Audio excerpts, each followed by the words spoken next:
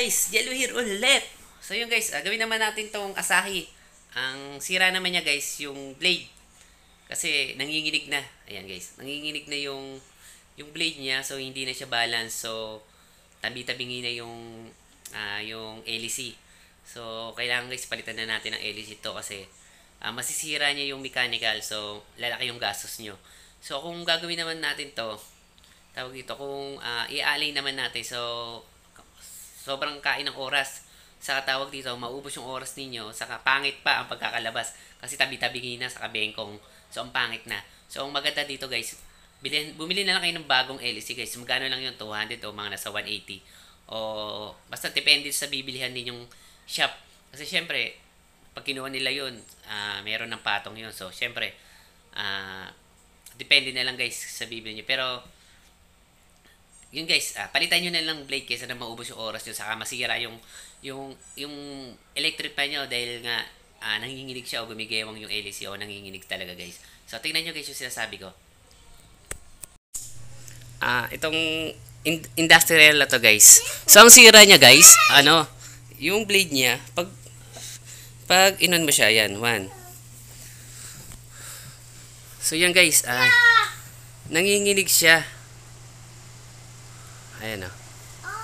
Ayan, nanginginig siya. So, magalaw siya. Ayan. Wala lang balance sa kanya yung LEC. So, yan na. Nanginginig. So, hindi na siya balance. So, ang gagawin natin dito guys, pwede naman natin siya i-align. Kaso, yun o. Pwede naman siya i-align guys. Kaso, syempre, matagal o baka mamaya hindi rin natin makuha ng maganda. So, pangit pa rin siya. So, ang gagawin natin guys, papalitan na natin siya ng bagong blade. So, ito na ilalagay natin blade sa kanya guys. Yan. Ito na ilalagay natin blade sa kanya para mas umokay siya. So, baklasin muna natin to guys. So, yung guys, nilin nyo. Wala siya sa align. Sira-sira na guys yung blade niya. So pag ginanito mo pa siya, wala na ito na puputol na rin. Ayun. Puputol na siya pag oras na ginanya pa rin natin siya. Hinayos pa natin yung blade na to. So wala na guys, pangit na rin. So tabi-tabingin na siya guys. So maganda dito, palitan na ng bago to guys. So palitan natin ng bago. Ano na eh. So, dito yung tornilyo niya guys. Ayan na.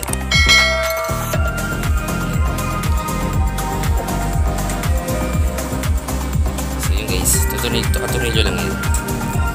Ayan o. Wala na siya sa aling plate guys eh.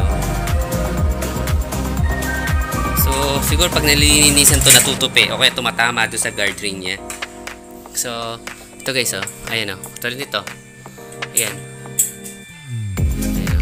Baka dyan tumatama. Tagalin na natin ito. Ayan. Tapos alay lang natin ang konti ito. Tulak lang natin ang konti ito. Kasi tumatama natin.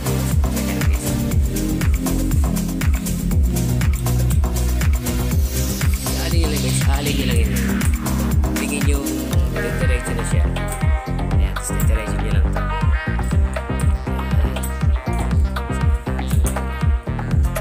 Importante guys, wala siyang makatama doon sa blade na ilalagay natin.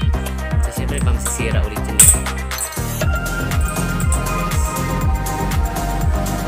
So hindi na rin natin nila. So guys, pag nanginginig na yung blade, palitan nyo na kasi nakakasira ng mechanical yun. So palitan nyo na rin guys kasi wala eh. Kaysa naman din yung palitan yun, masisira pa yung shafting fusing niya. So, panibagong bayad na naman yan. So, guys, maganda palitan nyo na rin. So, ikabit na natin guys. Guys, lagyan na natin itong bado. So, ikabit nyo na ulit guys dito.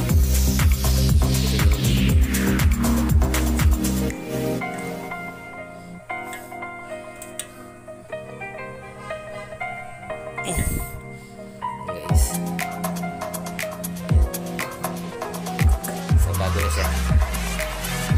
kailangan guys, ano, balance sa balance guys yung ano niya. Kasi masisira agad yan guys yung mechanical pag hindi siya balance. Buksan natin. Kasi walang ano, walang kauga-uga guys. Wala siyang naginig-ginig kasi bago na. So maganda lang yung start niya.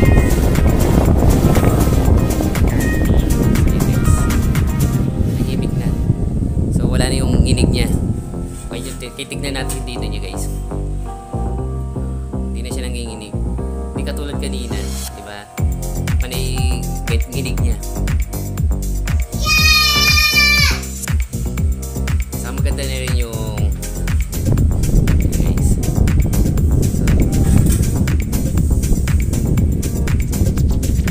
So maganda na guys.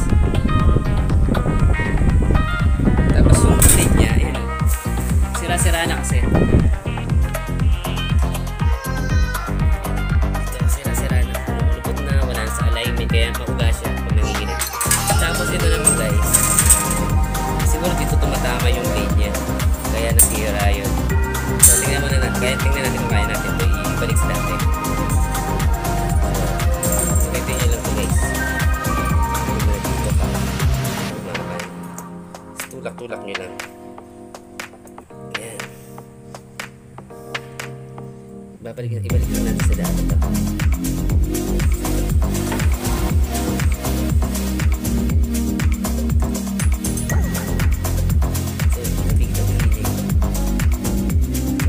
Kayo guys kasi isa rin kami hindi siya makuha na isa natin sa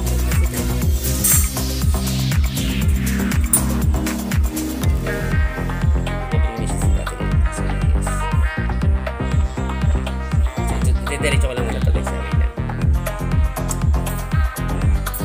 so guys diretso ko lang to so guys pupukan nyo lang siya dito mag-align siya dumiretso kasi tumatama ito sa mix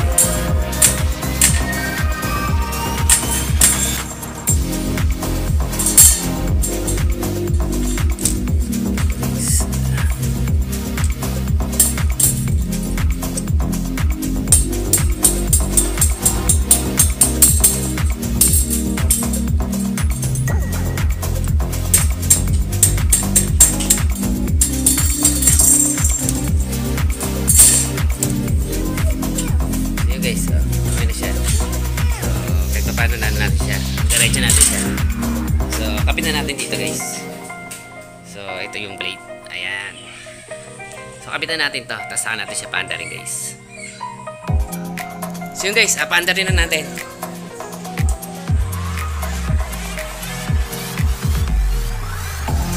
So, yun guys, so, ganda na. So, wala na siya suga. Hindi katulad kanina, maingay.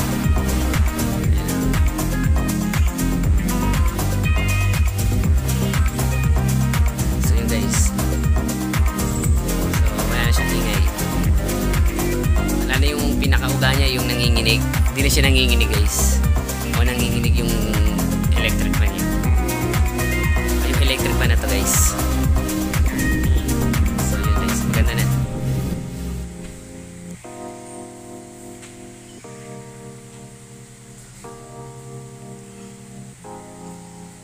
So langisan nyo na rin guys. Total binuksan nyo na rin naman. Langisan nyo na. Para naman kahit pa paano gumanda-ganda pa yung takbo niya. Saka hindi siya masira agad yung shafting bushing niya guys.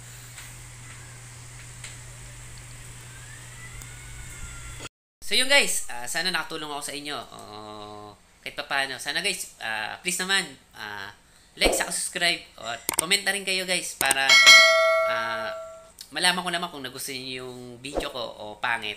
Comment nyo na rin para naman, diba, alam ko. So yun guys, maraming salamat. At ingat lagi. Ingat kayo lagi palagi. Ingat guys. So